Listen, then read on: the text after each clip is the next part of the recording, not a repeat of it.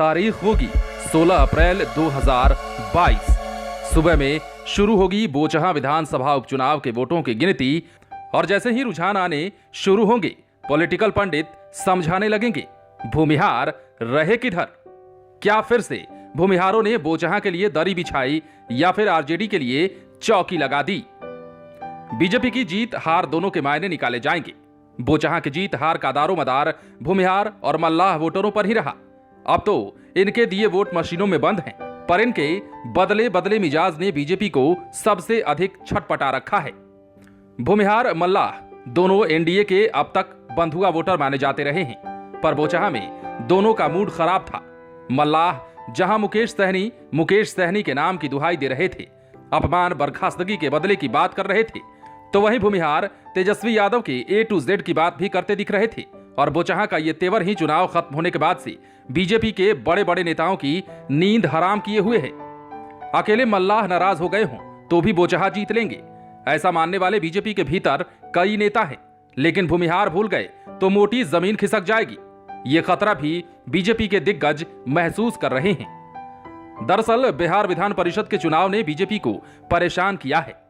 भूमिहार मेरे और सिर्फ मेरे मतलब बीजेपी के का भ्रम टूट गया।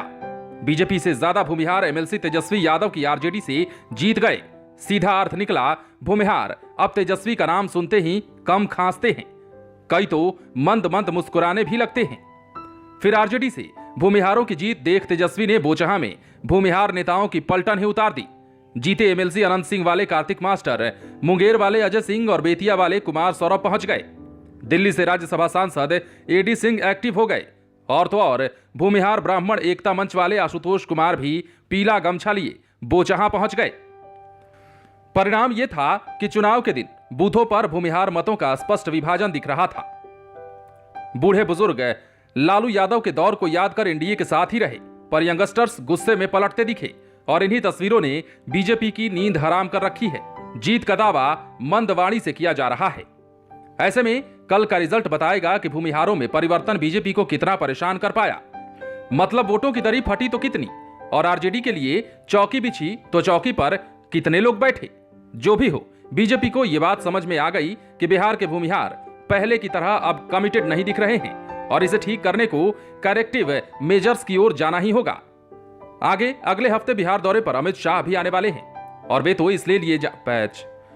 इसके लिए ही जाने जाते हैं कि उन्हें एक एक वोट के नफा नुकसान का हिसाब चाहिए। सजा और पुरस्कार दोनों देते हैं वे। तो तय मानिए, कल बोचहां का रिजल्ट बहुत कुछ बताएगा और हर पॉलिटिकल डेवलपमेंट की जानकारी आपको लाइव सिटीज देता भी रहेगा। इसलिए बने रहें हमारे साथ। यदि आपने लाइव सिटीज चैनल को अभी तक सब्सक्राइब नहीं किया है तो सब्सक्राइब कर लीजिए, ताकि हम आपको खबरों से अपडेट रख सकें। यदि आप ये वीडियो फेसबुक के माध्यम से देख रहे हैं तो हमारे पेज को लाइक करें। इसके अलावा लाइव सिटीज को आप ट्विटर पर भी फॉलो कर सकते हैं।